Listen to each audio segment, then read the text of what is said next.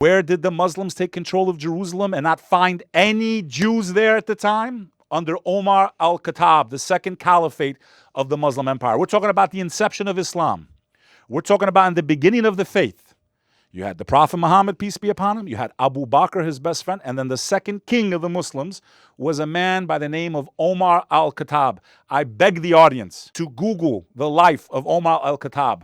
I dare you to Google how were the Jews treated under Umar al-Khaṭṭāb. Read about it.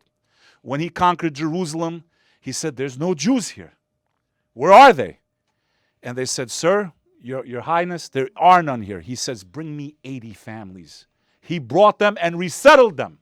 So to sit here, Laura Loomer, and people like Laura Loomer, just because you have a magnifying glass that the media and the apparatus of war uses to magnify your voice and to try to paint a narrative that the one religion that protected you throughout history, you should be ashamed of yourself. When there were no Jews in the inception of Islam, the Muslims came and brought 80 families back to resettle them in Jerusalem. So to say that Islam is the enemy of Judaism or that it taught us to kill them, then we would have done that from our inception under our founders. Why didn't we do it then when we could have? Why throughout history did they have even the ranks of prime minister, Sean Kelly?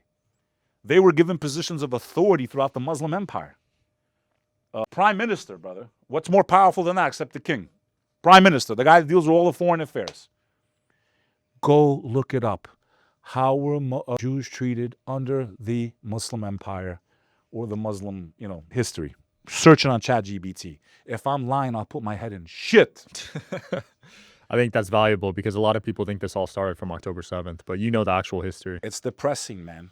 Okay? I feel like all of our religions are being used. Whether you're a Muslim, and we have some extremists, Christians have had extremists throughout history. And to sit here and think that there's not extremists of the Jewish faith, why? Because they're Jewish, they're not going to have any radicals, right? So only radicals can be is for Christians, Muslims. You got radical Hindus wiping out people in Kashmir. You got radical Buddhists in Burma and in wiping out the Rohingya. You have extremists in, who would ever think even Buddhism could have extremists? Yeah, I right? never would have thought that. But it exists. So what I'm saying is, when do people like us, I love Jewish people, feel very hurtful in my heart for so many of them right now who I know don't support what's going on over there because of Netanyahu and his regime. Okay? Shout out to my brother Jonathan. I won't say his last name because I don't want him to get backlash. Like, just because we don't support what this regime is doing under your name, is this like I don't support what terrorists did in my name? Okay? Too many children have died. I don't give a shit how you say. And to have him come up there and say, we were so precise the other day. There's not a building left, brother.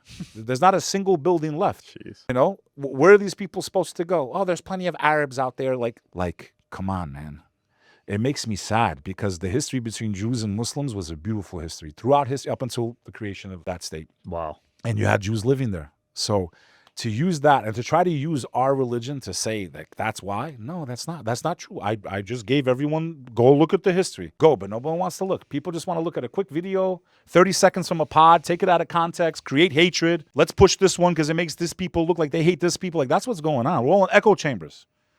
People of the middle need to come together. Christians, Jews, Muslims, atheists, Buddhists, especially in Western countries. Everyone has the right to practice their own faith.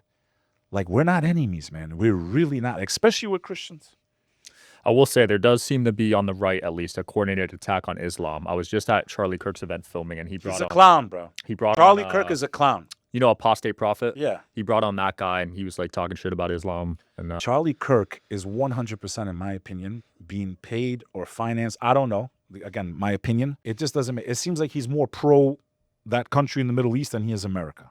And he tries to use Christianity as justification that you have to support what they do no matter what. So even if they're blowing up kids and women and children, we have to support them no matter what because this is what our Bible says. Not true. Not true at all. Where's the 10 Commandments? All three religions believe in Moses. Moses brought 10 Commandments. Don't kill. Don't take life. God is one God. I mean, we all have the same players, basically. Okay? And the only difference between a Christian and a Muslim is, was Jesus divine or not? If that's enough to make you hate and want to take someone's life, I don't know what type of Christianity you're studying. As long as no one's attacking you and trying to kill you and take you out, how can you have so much hatred in your heart? People need to take a step back. Look at the history. Muslims could have wiped out the Christians when they reconquered Jerusalem under Salahuddin. They didn't. So to sit here and tell me that, Now, have you had a couple rotten actors? Absolutely. But you can never blame the doctrine for that. Right. I don't blame Christianity for certain things. You know, you have both sides right now. Catholic and Anglican both had massive scandals with underage children and things happening. Yep. Okay? The head bishop resigned in the Anglican, right? People used to think only the Catholic side. I don't blame Christianity for that. I don't blame Catholicism. There's a lot of victims from that. Okay? A lot of children were affected. I don't blame Christianity. That's not what Jesus taught. That's not what the Bible taught. So human beings are corruptible. Human beings have desire. The devil's real, can lead you to follow your impulses, which can lead you to your destruction, right? These are the weaknesses of a human being, right? When we allow emotion or desire to conquer the logic that God gave us. Right.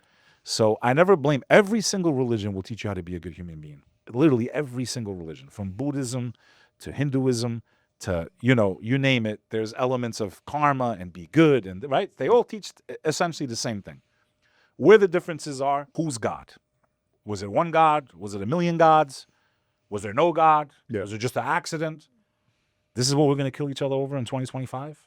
Like, we should be embarrassed as a species. Yeah, it is pretty extreme, man. Yeah, on the right, there seems to be a massive Christian movement. Brother, they paint... I'm glad that they're becoming Christian. I, as a Muslim, but Do you not... support that? Yes. Oh, wow. Why do I support it?